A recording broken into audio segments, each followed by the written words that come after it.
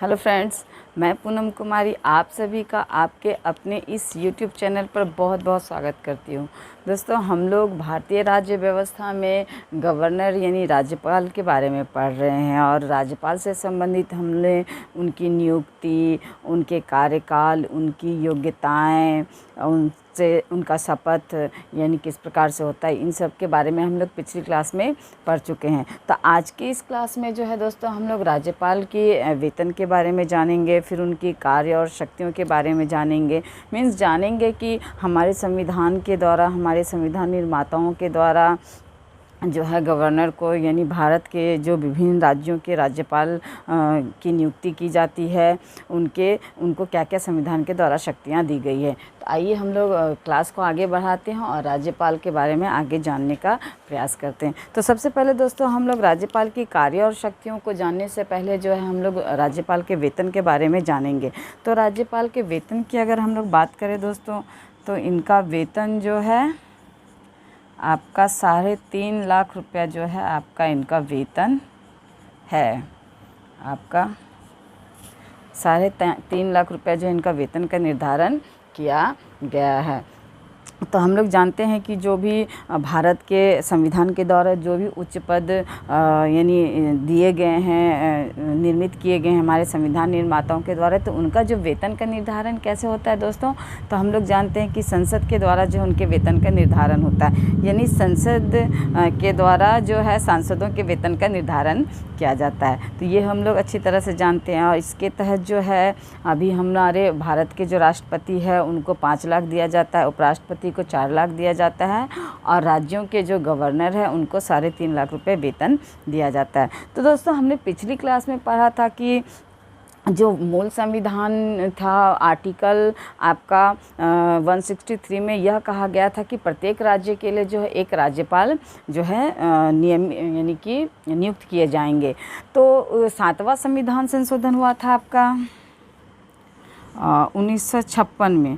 तो इसके तहत हमने पिछली क्लास में पढ़ा था दोस्तों कि ये 7वें संविधान संशोधन के तहत क्या किया गया कि जो मूल संविधान में दिया गया था कि प्रत्येक राज्य के लिए एक गवर्नर नियुक्त किए जाएंगे, तो वहाँ इस संविधान संशोधन के तहत क्या किया गया कि जो प्रत्येक गवर्नर जो प्रत्येक राज्य के लिए नियुक्त किए यानी उनकी नियुक्ति का जो निर्धारण किया गया था संविधान में, तो यहाँ पर इस संविधान संशोधन के तहत जो है एक गवर्नर को अनेक राज्यों के लिए भी यानी नियुक्त किया जा सकता है। तो ये संविधान संशोधन 7वें के तहत किया गया, यानी कि एक गवर्नर जो है आपका एक से अधिक राज्यों के लिए भी वो नियुक्त किए जा सकते हैं, यानी अतिरिक्त कार्यभार उनको दिया जा सकता है। तो यह कब किया गया? तो 7वां संविधान जो कि 1956 में हुआ था उसके तहत किया गया।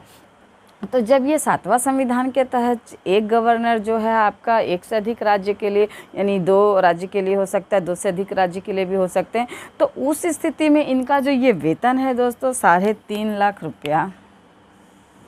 तो क्या ये 3.5 लाख रुपया प्रत्येक राज्य के लिए होगा? मान लीजिए कि एक गवर्नर जो है आपका 2 राज्य के लिए है या फिर 3 राज्य के लिए गवर्नर नियुक्त है, तो क्या ये 3.5 लाख रुपया उसको प्रत्येक राज्य से दिया जाएगा?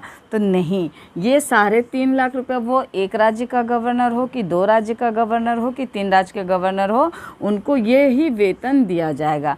किंतु इस वेतन का बंटवारा कर दिया जाता है, यानी कि मान लीजिए 3.5 लाख रुपया उनका वेतन है और एक व्यक्ति जो है 2 राज्यों का गवर्नर है, तो इस 3.5 लाख रुपए वेतन का जो बंटवारा है वह कर दिया जाएगा। और यह बंटवारा कौन करता है दोस्तों? तो बंटवारा करता है आपका राष्ट्रपति, यानी राष्ट्रपति महोदय जो है आपका 2 से अधिक राज्यों के जो गवर्नर एक व्यक्ति होंगे तो उनके यानी वेतन का बंटवारा करते हैं। यानी कि इस अंतर को समझिए कि जब बंटवारा करना है एक गवर्नर का, यानी एक गवर्नर एक से अधिक राज्य का प्रभार ले रखे हैं, तो उनके बीच जो ये 3.5 लाख जो वेतन भी दिया जा रहा है उनका बंटवारा करेंगे राष्ट्रपति, लेकिन वेतन का निर्धारण कौन करेंगे दोस्तों? तो संसद करेगी। तो इस अंतर को बिल्कुल याद रखिएगा कि बंटवारा अगर पूछा जाए तो राष्ट्रपति होंगे, अगर निर्धारण पूछा जाए तो आपका कौन होंगे? संसद होंगे। तो ये आपका हो गया वेतन से संबंधित बात। अब हम लोग जानेंगे इनकी कार्य और शक्तियाँ, क्योंकि सबसे ज़्यादा प्रश्न जो है इनसे पूछ कर यानी जोड़ करके पूछा जाता है। कार्य या शक्तियाँ। तो दोस्तों आपका आर्टिकल यानी इनकी कार्य और शक्तियों से संबंधित आर्टिकल है आपका 154 आर्टिकल। तो इस आर्टिकल में कहा गया क्या कहा गया दोस्तों आर्टिकल 154 में यह कहा गया है कि राज्य की जो कार्यपालिका शक्ति होगी, यानी राज्य की कार्यपालिका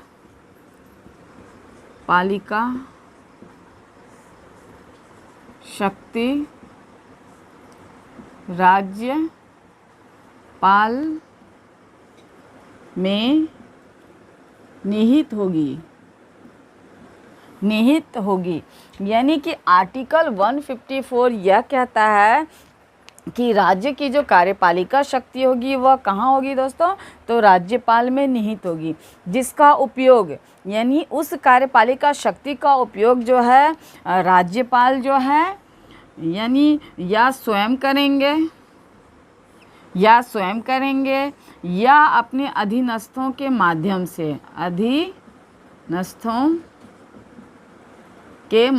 से।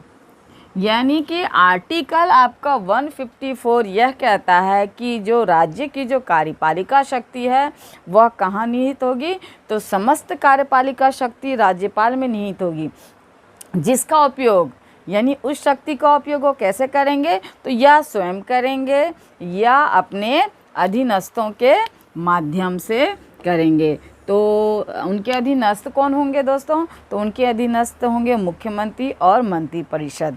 यानी कुल मिलाकर यह कहा जा सकता है कि राज्य की जो कार्यपालिका शक्ति है वह राज्यपाल में निहित होगी, जिसका उपयोग वह स्वयं या अपने अधीनस्थ जो कि मंत्रिपरिषद और मुख्यमंत्री है उनके द्वारा वह इसका उपयोग करेंगे। आर्टिकल आपका 154 कहता है, जिस प्रकार से 53 में हमने देखा था कि केंद्र की कार्यपालिका शक्ति राष्ट्रपति में निहित होगी, जिसका उपयोग राष्ट्रपति स्वयं करेंगे या अपने अधीनस्थों के माध्यम से करेंगे।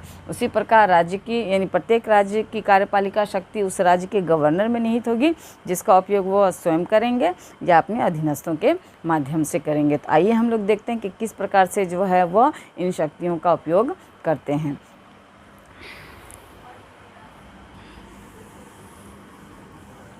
तो सबसे पहले हम लोग जानेंगे दोस्तों कार्यपालिका शक्ति, जिसे हम लोग कार्यकारी शक्ति भी कहते हैं, कार्यकारी शक्ति या कार्यपालिका शक्ति। तो सबसे पहले क्या होगा दोस्तों, यानी जो कार्यपालिका शक्ति गवर्नर में निहित है और जिसका उपयोग वह स्वयं या अपने अधीनस्थों यानी मंत्रिपरिषद और मुख्यमंत्री की मदद से करते हैं। तो सबसे पहले उनकी यानी मुख्यमंत्री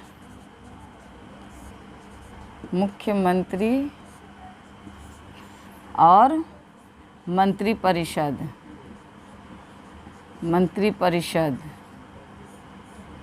की नियुक्ति करते हैं।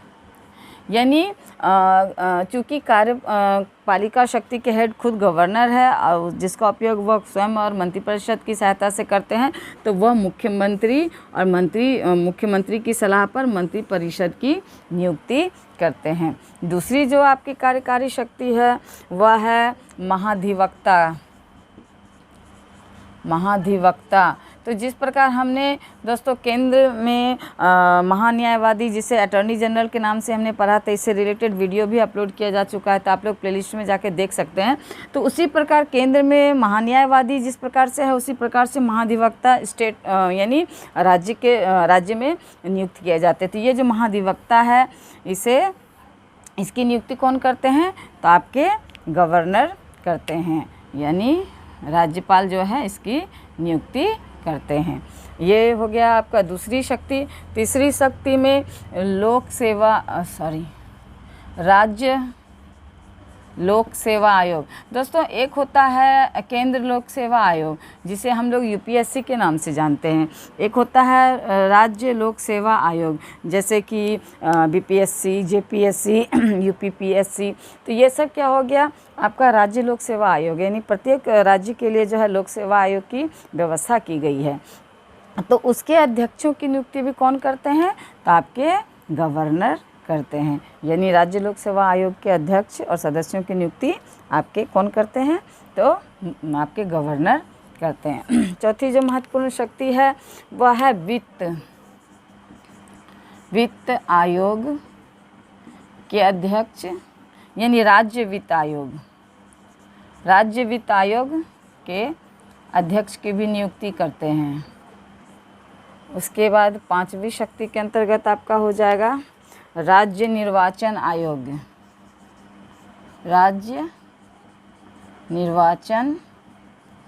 आयोग, जो कि पंचायती चुनाव वगैरह करवाते हैं। ये सब कौन करवाते हैं? तो राज्य निर्वाचन आयोग करवाते हैं। तो इसके अध्यक्ष की भी नियुक्ति कौन करते हैं? तो गवर्नर करते हैं। यानी उस राज्य का, संबंधित राज्य का जो राज्यपाल होगा उस राज्य के राज्य निर्वाचन आयोग के अध्यक्ष की नियुक्ति करेंगे। तो ये हो गया आपका कार्यकारी शक्ति, जिसके अंतर्गत क्या है? मुख्यमंत्री और मंत्रिपरिषद की नियुक्ति करते हैं। महाधिवक्ता की नियुक्ति, जिसे एडवोकेट जनरल के नाम से हम लोग जानते हैं, उनकी भी नियुक्ति कौन करते हैं? तो गवर्नर करते हैं। राज्य लोक सेवा आयोग, उनके अध्यक्ष की भी नियुक्ति करते हैं। राज्य वित्त आयोग के अध्यक्ष की भी नियुक्ति करते हैं और राज्य निर्वाचन आयोग के अध्यक्ष की भी नियुक्ति करते हैं। तो ये हो गया आपका कार्यकारी या कार्यपालिका शक्ति। अब हम लोग देखेंगे उनकी विधायी शक्ति।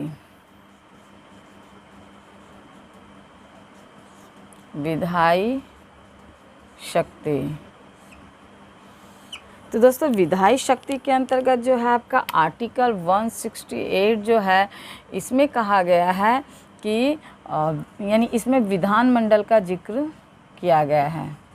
विधानमंडल, तो जिस प्रकार हम लोग संसद को केंद्र स्तर पर जानते हैं, तो राज्य स्तर पर उसी प्रकार जो विधानमंडल है, तो संसद यानी केंद्र स्तर पर हमने क्या देखा? लोकसभा, राज्यसभा और राष्ट्रपति के मिलन से क्या बनता था? संसद का निर्माण होता है। उसी प्रकार विधानमंडल का निर्माण कैसे होता है दोस्तों? तो विधानसभा, विधान परिषद और राज्यपाल, यानी संसद का निर्माण लोकसभा, राज्यसभा और राष्ट्रपति के द्वारा हो रहा था। तो वहीं विधानमंडल का जो निर्माण कैसे हो रहा है दोस्तों? तो आपका विधानसभा, विधान परिषद और राज्यपाल के मिलन से हो रहा है। यानी अगर विधानमंडल पूछा जाए कि विधानमंडल किसे कहते हैं या विधानमंडल किन किन से मिलकर के बना है, तो विधानसभा, विधान परिषद और राज्यपाल के से मिलने से बना है। दोस्तों ये जो विधान परिषद है प्रत्येक राज्य में नहीं है, तो जहाँ है, जहाँ नहीं है वहाँ नहीं है, जहाँ है तो इन तीनों के मिलन से आपका विधान मंडल का जो है निर्माण होता है। तो इसका वर्णन कहाँ किया गया है? आपका आर्टिकल जो है 168 में इसका वर्णन किया गया है। इसके बाद जो है आपका अन्य विधायी शक्ति में आपका आर्टिकल 200 में जो है आपका विधेयक के बारे में कहा गया है दोस्तों, विधेयक का जिक्र किया गया है। तो राज्यपाल को जो है किसी भी विधेयक को जो है यानी कि जो कानून जो बनता है यानी विधानमंडल में तो कैसे बनता है, यानी कि हमने केंद्र स्तर पर क्या देखा था कि लोकसभा से पारित होगा, राज्यसभा से पारित होगा या राज्यसभा से पारित होगा, लोकसभा से पारित होगा, फिर जो है राष्ट्रपति का हस्ताक्षर होगा, फिर जो वह कानून बनेगा। यही विधानमंडल में क्या होता है कि आपका जहाँ विधानसभा, विधान परिषद यानी जहाँ विधान परिषद है वहाँ इन सब से पारित होगा और गवर्नर का साइन होगा, तो फिर क्या होगा? वह कानून बनेगा। तो यहाँ जो है किसी भी विधेयक को मान लीजिए जो कानून बनने के लिए विधान परिषद या विधानसभा से पारित होकर के गवर्नर के पास गया है, तो वो गवर्नर जब तक साइन नहीं करेंगे तो वो विधेयक कानून नहीं बनेगा। लेकिन उस विधेयक से संबंधित क्या क्या अधिकार है गवर्नर के पास, ये हम लोग देखते हैं। तो किसी भी विधेयक को जो है दोस्तों गवर्नर जो है यस भी कर सकता है, नो भी कर सकता है, और एक पावर है जो राष्ट्रपति को भी नहीं है विधेयक से संबंधित, वो है आरक्षित रख सकता है आपका गवर्नर। यानी किसी भी विधेयक को जो है गवर्नर यस भी कर सकते हैं, नो भी कर सकते हैं, और उस विधेयक को आरक्षित भी रख सकते हैं, यानी रिजर्व रख सकते हैं। किसके लिए? तो राष्ट्रपति के लिए। तो यह जो है आपका विधायी शक्ति के अंतर्गत भी आता है और यह जो है स्वविवेक की शक्ति के अंतर्गत भी आता है। इसको इस तरह से समझ सकते हैं कि मान लीजिए कि कोई भी विधेयक जो है आपका विधान सभा से भी पारित हो गया, विधान परिषद से भी पारित हो गया और वह गवर्नर के पास आया सिग्नेचर के लिए। तो चूँकि जब तक गवर्नर साइन नहीं करेंगे तो वो विधेयक कानून नहीं बनेगा। तो यहाँ कुछ भी ऐसा लगता है गवर्नर को अगर कि ये कानून यानी चूँकि विधानसभा से भी पारित हो गया है, विधान सभा और विधान परिषद से भी पारित हो गया है, किंतु फिर भी अगर उसको कोई त्रुटि लगता है, वह संवैधानिक रूप से सही नहीं लगता है, उसमें कुछ भी आपको गवर्नर को कमी महसूस आता है, तो वो क्या करते हैं, उस विधेयक को आरक्षित रखते हैं। किसके लिए? तो राष्ट्रपति के लिए। क्यों? क्योंकि राष्ट्रपति का जो है प्रतिनियुक्ता होता है, यानी राष्ट्रपति का एक तरह से एजेंट के रूप में जो है गवर्नर काम करते हैं। तो इसलिए जो है ये आरक्षित यानी विधेयक को आरक्षित रखने का जो अधिकार सिर्फ गवर्नर को है, राष्ट्रपति को नहीं है। और ये विधेयक आरक्षित किसके लिए रखते हैं? तो राष्ट्रपति के लिए रखते हैं। तो इसका वर्णन कहाँ किया गया है? तो आर्टिकल 200 में जो है इसका वर्णन किया गया है। तो ये भी विधायी शक्ति के अंतर्गत आता है दोस्तों। इसके अलावा विधायी शक्ति के अंतर्गत आपका आएगा सदन की बैठक, यानी सदन की बैठक को बुलाना है या संबोधित करना है।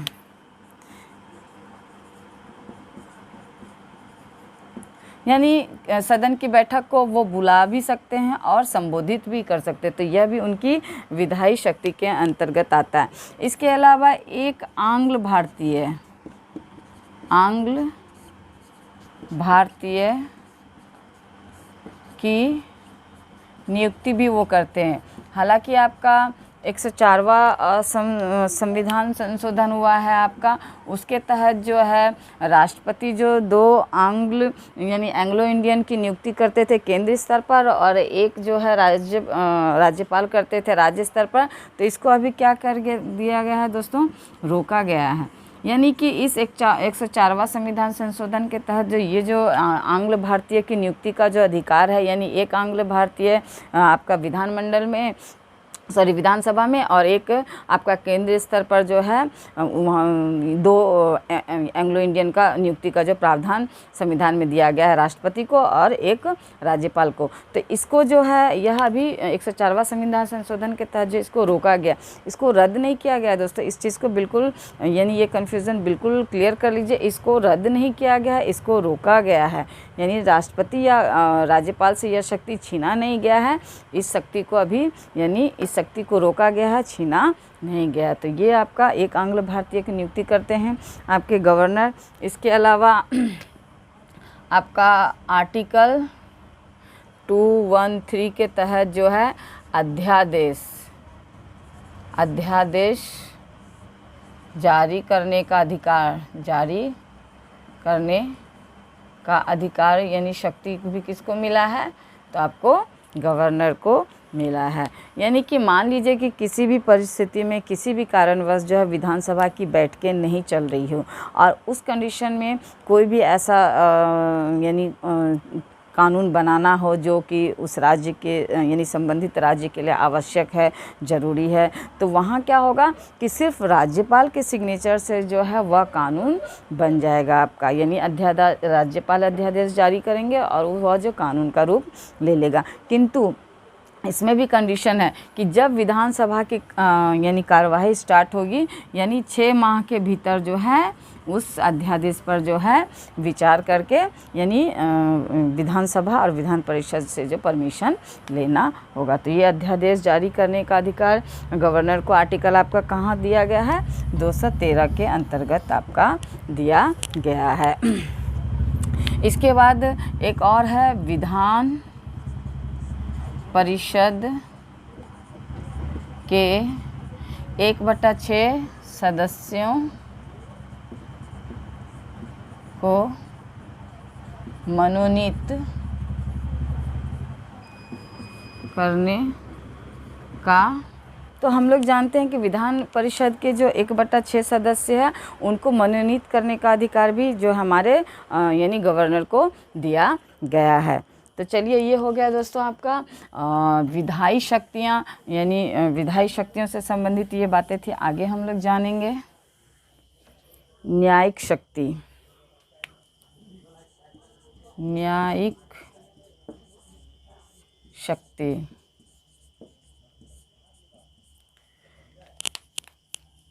तो न्यायिक शक्ति के अंतर्गत हमने केंद्र स्तर पर क्या देखा था दोस्तों, कि राष्ट्रपति जो है किसी भी मुजरिम, कोई भी दोषी है, उसकी सज़ा को वो माफ़ कर सकते हैं, उसकी सज़ा को वो कम कर सकते हैं, और यहाँ तक कि फांसी की सज़ा को भी माफ़ करने का उनको अधिकार था।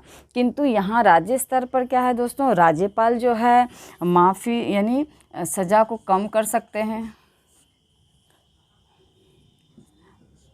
माफ़ कर सकते हैं, किंतु मृत्यु दंड की सज़ा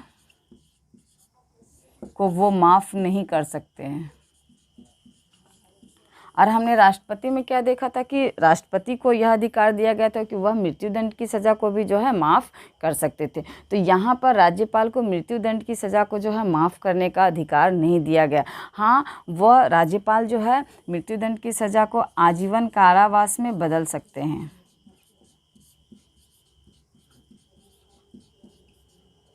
और इसका भी एक सीमा है, यानी राज्य सूची के अंतर्गत जो विषय आएंगे उससे संबंधित जो जुर्म होंगे वह उसी पर जो है राज्यपाल यानी सज़ा को कम कर सकते हैं, माफ़ कर सकते हैं, या मृत्युदंड की सज़ा को वह आजीवन कारावास में बदल सकते हैं। तो यह भी सीमा क्षेत्र निर्धारित किया गया है। इसके अलावा जो है दोस्तों मार्शल लॉ जो होता है,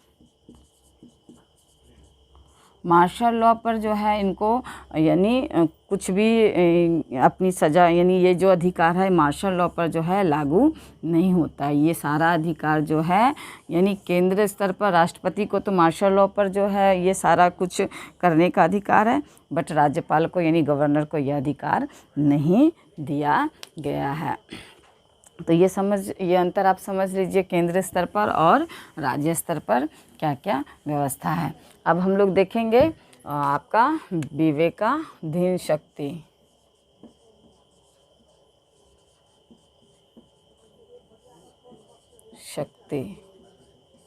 तो विवेकाधीन शक्ति की बात करें अगर दोस्तों, तो हम लोग इसके लिए सबसे पहले जानेंगे आर्टिकल 356। तो हम लोग जानते हैं कि आर्टिकल 356 जो है दोस्तों वह राष्ट्रपति शासन से संबंधित है।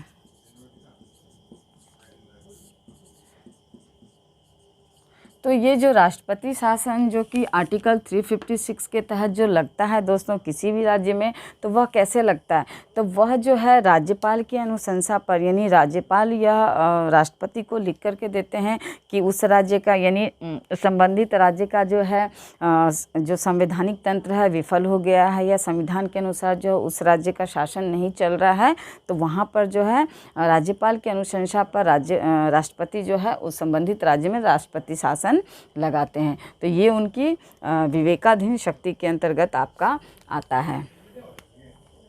और इसका वर्णन कहाँ क्या किया गया है दोस्तों, तो आर्टिकल आपका 356 के अंतर्गत किया गया है। इसके अलावा एक विवेकाधीन शक्ति के अंतर्गत आपका ये भी आता है कि मान लीजिए कि यानी कि किसी भी राज्य में जो है संबंधित यानी वर्तमान सरकार ने अपना बहुमत खो दिया है, या फिर चुनाव हुआ है और यानी कोई भी जो दल है वह स्पष्ट बहुमत हासिल नहीं कर पाया है, तो उस कंडीशन में क्या होता है कि राज्यपाल की स्वयं की यानी ये विवेकाधीन शक्ति का इस्तेमाल करके जो है किसी भी पार्टी को जो है सरकार बनाने के लिए आमंत्रित करते हैं। तो यह शक्ति जो है उनकी विवेकाधीन शक्ति के अंतर्गत ही आती है, यानी कि किसी भी व्यक्ति को, किसी भी पार्टी को वह अपनी विवेक से जो है सरकार बनाने के लिए आमंत्रित कर सकते हैं। अब हम लोग जानेंगे विवेकाधीन शक्ति के बाद एक आता है वीटो शक्ति।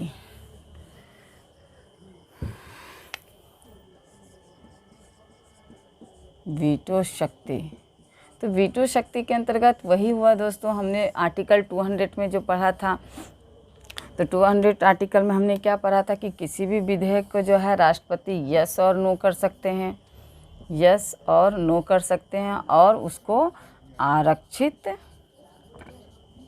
रख सकते हैं। तो ये वीटो की शक्ति के तहत उनका ये आता है यानी किसी भी विधेयक को यस भी कर सकते हैं, नो भी कर सकते हैं और उसे आरक्षित रख सकते हैं। किसके लिए? तो राष्ट्रपति के लिए। तो ये उनकी वीटो शक्ति के अंतर्गत आता है। दोस्तों, हमने इस क्लास में राज्यपाल से संबंधित उन सारी बातों को जान लिया जिससे संबंधित प्रश्न जोड़ करके पूछा जा सकता है। अब आप लोग कोई बुक लीजिए और ऑब्जेक्टिव प्रश्नों का सेट लगाइए। तो हम लोग अगली क्लास में फिर किसी टॉपिक के साथ मिलेंगे। तब तक के लिए